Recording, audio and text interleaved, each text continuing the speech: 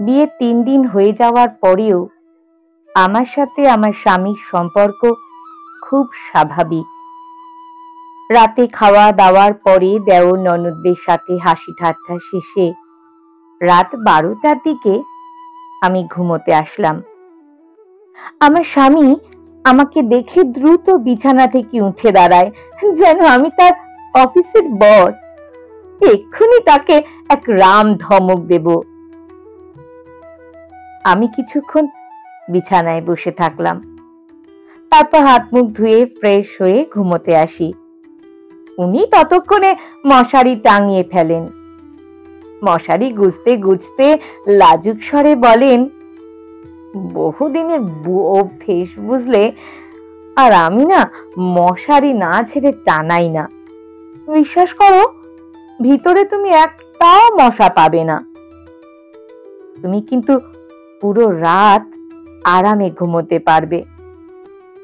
ওনার কথায় আমি ইচ্ছে করে ফিট করে হেসে ফেলি, কিন্তু মুখটা বেশ গোমড়া করে রাখি।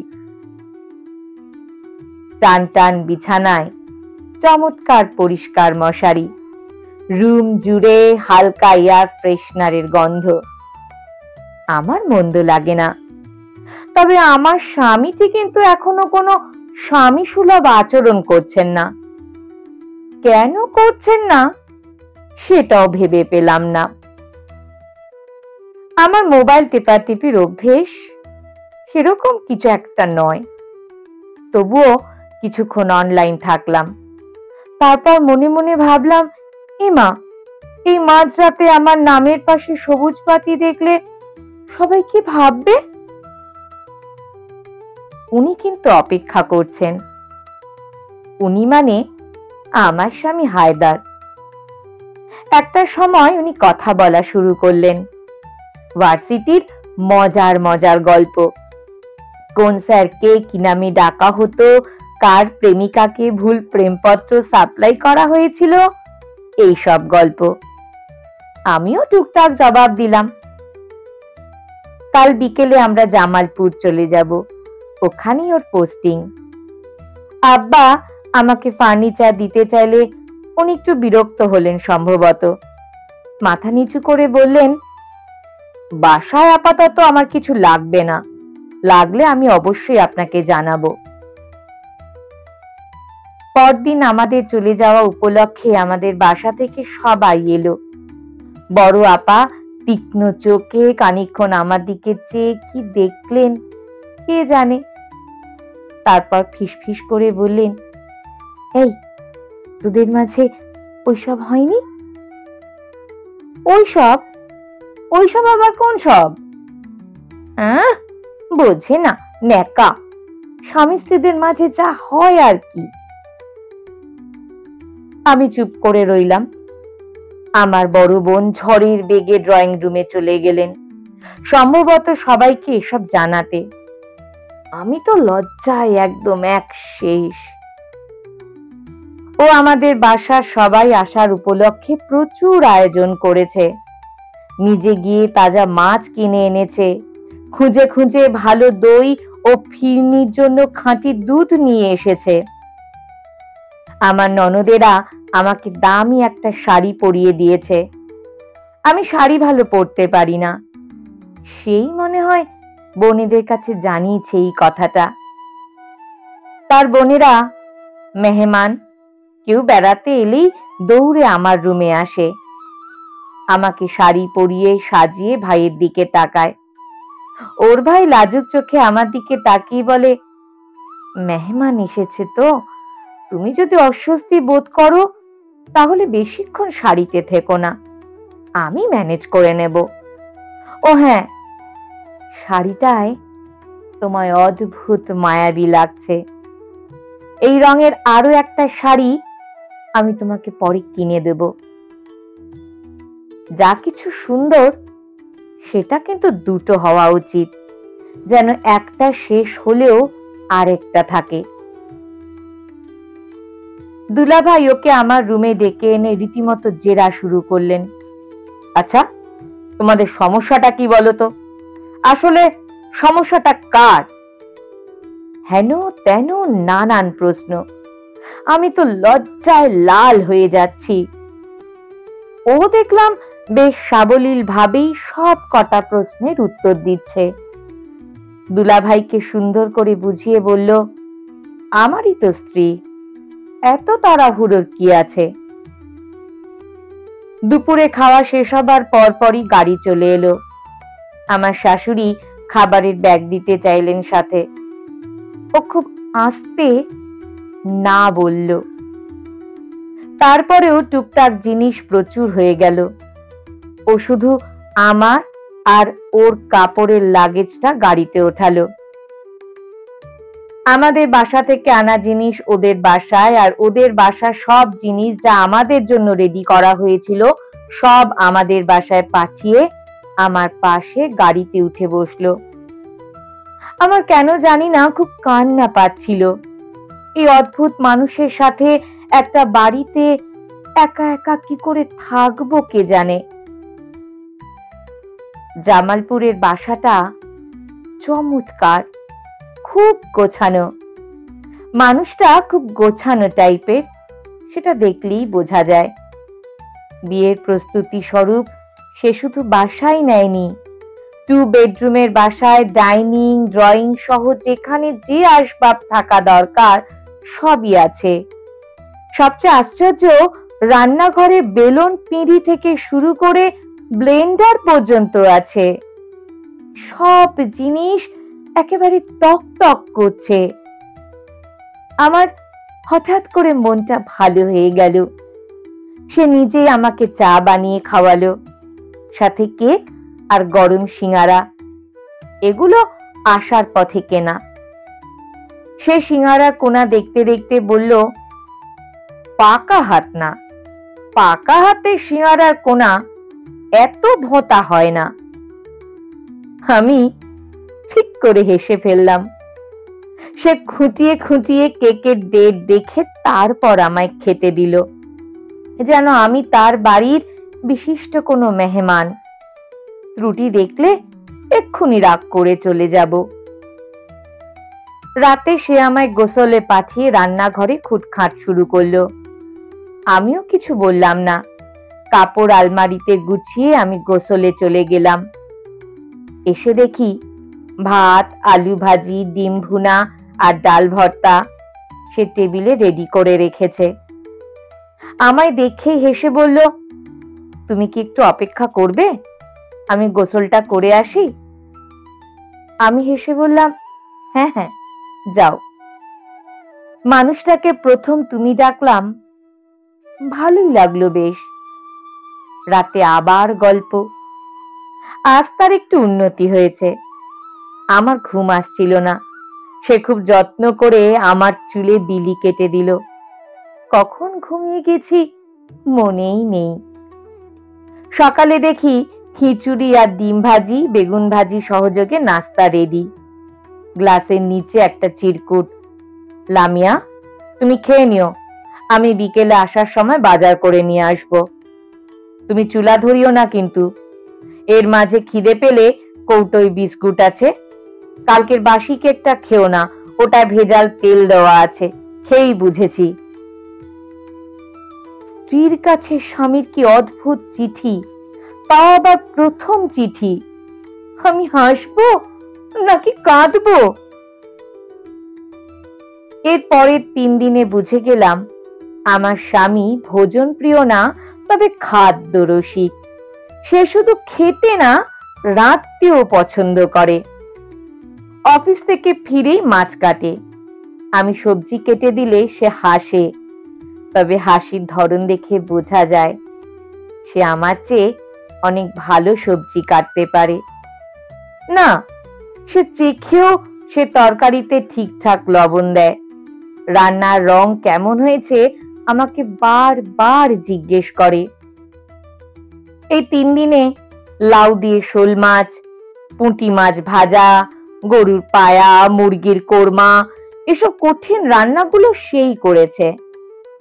7ম দিনে আমি হঠাৎ সকালে বললাম, আচ্ছা আজ পিৎজা খেলে কেমন হয়?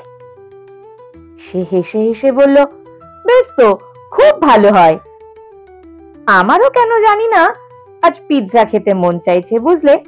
আচ্ছা ঠিক আছে, আমি বিকেলে ফিরে আসি, তারপর হবে খন। প্রায় সন্ধ্যা শেষ করে মানুষটা ঘরে ফিরল। রাগে দুঃখে আমার চোখে জল চলে এলো। 3বার টোকা দেওয়ার পরেও যখন দরজা খুললাম না, তখন দেখি সে ওপাশ থেকে বলছে, আল্লাহ মাফ করো, আল্লাহ মাফ করো, কোনো অঘটন যেন না হয়। আমি দ্রুত দরজা খুলে দিলাম।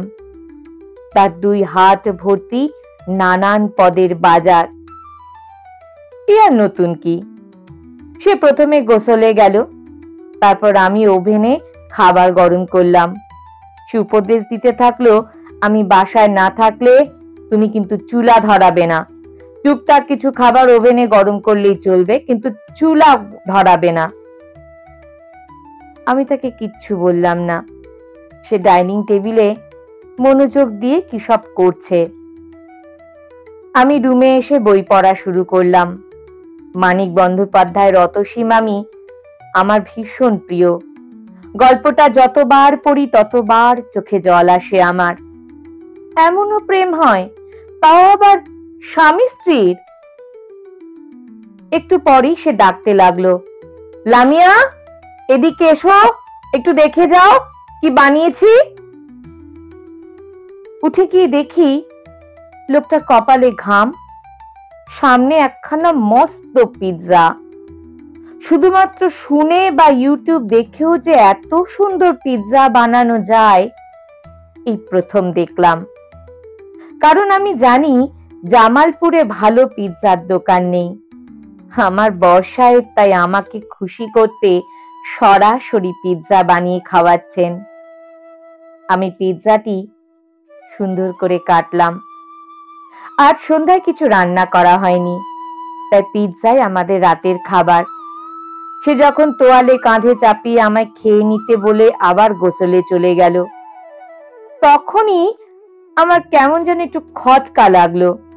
আমি শোবার ঘরে এসে দেখি সে শুয়ে আছে। তার মুখটা টকটকে লাল। অপরাধীর মতো সে আমায় বলল, মনে কিছু করো না, পিৎজা খুব ভালো খাবার জানি, কিন্তু ওটা তুমি খাও, আমার শরীরটা একটু ম্যাজ ম্যাজ করছে, পরে উঠে গিয়ে ভাত রান্না করব। লোকটার মায়া মাখা কথা শুনে বুকের কোথায় একটা যেন ধাক্কা লাগলো আমার। আমি আস্তে আস্তে উঠে রান্নাঘরে গেলাম। ঝকঝক করছে চারদিক। সহজেই চালের কৌটা খুঁজে পেলাম। ফ্রিজ খুলে দেখি ছোট ছোট বক্সে হলুদ লবণ মাখানো ইলিশ মাছ পিস করে রাখা আছে। একটা বড় রুই মাছের মাথা কেটে ধুয়ে পরিষ্কার করে রাখা আছে। আমি ভাত রান্না করে কয়েক পিস ইলিশ মাছ ভেজে নিলাম। মুগ ডাল দিয়ে মাছের মাথার মুড়ি ঘন্ট করলাম। একটা বেগুন পুড়িয়ে ভর্তা করলাম। ফ্রিজ থেকে শসা বের করে কুচিয়ে রাখলাম। সব টেবিলে দিয়ে তাকে ডাকতে গেলাম। দেখি মানুষটা জ্বরের ঘোরে শুধু কাঁপছে। দ্রুত জ্বর মেপে আমার তো মাথায় হাত, প্রায় 102 ডিগ্রি জ্বর। দ্রুত সিদ্ধান্ত নিলাম বালতি করে জল না এনে বড় মগে করে জল এনে রুমেই তার মাথায় জল ঢালবো। তারপর পুরো শরীর স্পঞ্জ করে দিতে থাকলাম। সাথে প্রায় 2 ঘন্টা অনবরত মাথায় আমি তার জল ঢাললাম। এক সময় মনে হলো শরীরে ঘাম দিচ্ছে। জ্বর মেপে দেখি 100 ডিগ্রি। সে এবার চোখ মেলল, লজ্জিত স্বরে বলল, তোমায় খুব খাটালাম তাই না? চুপ করে শুয়ে থাকো। তাই বলে আর একবার গা মুছিয়ে দিলাম। লোকটা আশ্চর্য রকমের ফর্সা, কি নিটোল পিঠ, অদ্ভুত মায়া জাগানো হালকা লোমশ বুক। আমার খুব লজ্জা লাগছিল। আমি চোখ ফিরিয়ে নিয়ে বললাম, একটু উঠে আসো তো, অল্প কিছু রান্না করেছি। আমি তো তোমার মতো অত পাকা রাঁধুনি না, একটু কিছু খেয়ে ওষুধ খাও। সে অবাক চোখে আমার দিকে চেয়ে রইল। তারপর আমার হাত ধরেই খাবার টেবিলে এলো। একটু অস্বস্তি লাগলেও আমি কিন্তু হাতটা সরিয়ে নিলাম না। টেবিলে এসে তার চোখ কপালে উঠল। বুনো, তুমি রাঁধতে পারো? কার স্বামী ভালোবেসে তার স্ত্রীকে কি ডাকে আমি জানি না, কিন্তু উনি আমায় প্রথম থেকেই বুনো ফুল বলে ডাকেন। বুনো ফুল নাকি উনার খুব প্রিয়। তিনি টেবিলে বসে খাচ্ছেন। এই প্রথম আমি তাকে পরিবেশন করছি। উনি খুব মনোযোগ দিয়ে খাচ্ছেন।